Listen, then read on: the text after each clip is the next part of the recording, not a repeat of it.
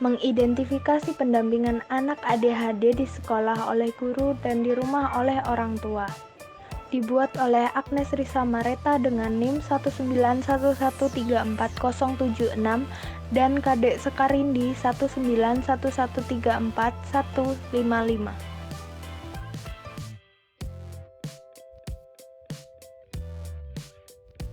ADHD, pemusatan perhatian dengan hiperaktivitas atau Attention Deficit and Hyperactivity Disorder. Permasalahan yang terjadi pada rentang perhatian, hiperaktif dan impulsif, yaitu langsung bertindak tanpa berpikir dahulu, yang dapat mengakibatkan perilaku, kemampuan berpikir, serta emosi yang sulit dikendalikan. Terdapat 4 kriteria ADHD. Yang pertama, combined type, memiliki karakteristik inatensi atau sulit memusatkan perhatian dan juga hiperaktif. Yang kedua, predominantly inattentive type, lebih menonjol inatensi. Yang ketiga, predominantly hyperactivity impulsivity, lebih menonjol hiperaktif dan sikap impulsifnya. Yang keempat, not otherwise specified atau NOS, untuk anak yang sesuai dengan ciri-ciri ADHD namun tidak ada kriteria yang sesuai dengan karakteristiknya.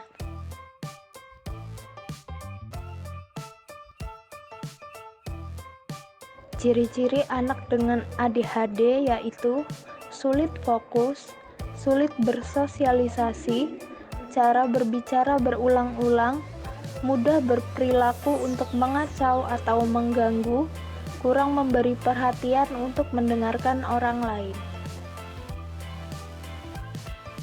Pendampingan anak ADHD dapat dilakukan di sekolah oleh guru maupun orang tua di rumah.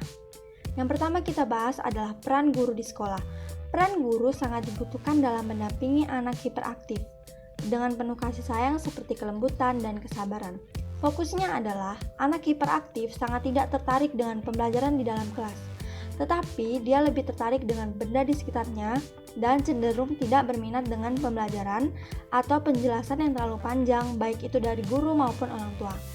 Anak hiperaktif lebih suka mendapat penjelasan dan kalimat perintah singkat, namun dapat dicerna dengan baik meskipun sedikit lama.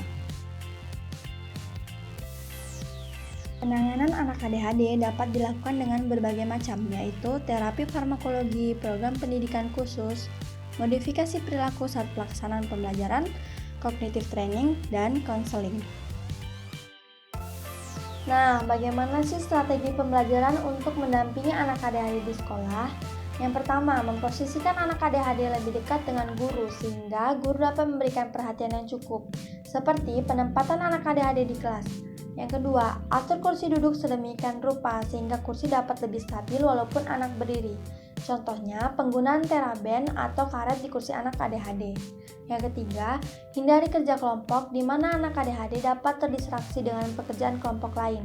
Apabila ada kegiatan kelompok, pastikan kelompok di mana terdapat anak ADHD tidak terlalu dekat dengan kelompok lain. Yang keempat, jaga kelas tetap teratur dan terorganisir. Yang kelima, instruksi diberikan secara bertahap. Pemberian instruksi secara keseluruhan dapat membuat anak ADHD bingung dan mengalami kesulitan dalam mengingatnya. Yang keenam, hindari terlalu banyak menunggu pekerjaan selesai. Lebih banyak hal yang dilakukan oleh anak membantunya untuk tetap fokus pada tugas. Maka, beri waktu yang jelas dan disiplin. Kemudian yang ketujuh, berikan pembelajaran kolaboratif dengan siswa lain, baik bila terbentuk kelompok kecil dengan tujuan yang jelas. Yang kedelapan, baik bila anak ADHD memiliki buku tugas di mana mereka dapat menuliskan tugas-tugasnya. Perlu pula ruang dalam buku tersebut di mana orang tua juga dapat memberikan tanda apabila anak sudah selesai mengerjakan tugas seperti yang tertulis dalam buku tersebut. Yang kesembilan, modifikasi pembelajaran yang dilakukan secara kontinu, kemungkinan penyelesaian tugas anak ADHD akan lebih lambat, maka guru perlu mengecek secara berkala. Yang ke-10, turunkan tuntutan yang terlalu tinggi maupun kalimat-kalimat yang penuh tekanan. Dalam kondisi yang kurang nyaman, anak ADHD bisa saja lepas kontrol dan menjadi semakin sulit untuk dikendalikan. Pendampingan anak ADHD di rumah oleh orang tua. Keluarga adalah lingkungan sosial utama dan terdekat bagi anak untuk belajar berinteraksi, yaitu interaksi antara anak dan orang tua. Orang tua dalam keluarga berperan sebagai fasilitator serta penghubung bagi anak ADHD dengan lingkungan luar. Namun, pada kenyataannya, ada beberapa orang tua yang tidak memperhatikan pertumbuhan dan perkembangan anak yang terjadi, khususnya bagi orang yang tidak mengetahui gejala-gejala yang dialami oleh anak berkebutuhan khusus. Maka dari itu, orang tua harus memberikan perhatian lebih pada anak ADHD agar anak dapat memahami dan juga bersosialisasi dengan baik terhadap lingkungan sekitar. Penanganan ADHD oleh orang tua. Yang pertama, terapi pendekatan.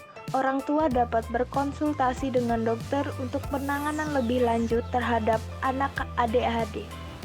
Yang kedua, terapi nutrisi. Coklat, mie instan, makanan dengan MSG, dan karbohidrat berlebih perlu dihindari oleh anak ADHD. Yang ketiga, pemberian penghargaan. Orang tua dapat memberikan pujian atau hadiah saat anak dengan ADHD mampu menyelesaikan tugasnya dengan baik.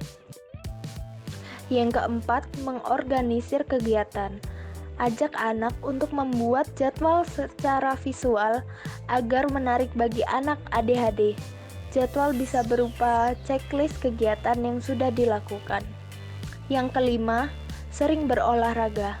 Anak dengan ADHD harus berolahraga 3 kali dalam sehari agar energi anak tidak beralih ke hal yang lainnya. Yang keenam, berbagi pengalaman. Orang tua dapat saling berbagi pengalaman dengan orang tua yang juga mempunyai anak ADHD. Sekian penjelasan pendampingan anak ADHD di sekolah oleh guru dan di rumah oleh orang tua yang dapat kami sampaikan. Semoga video ini dapat membantu Anda. Terima kasih.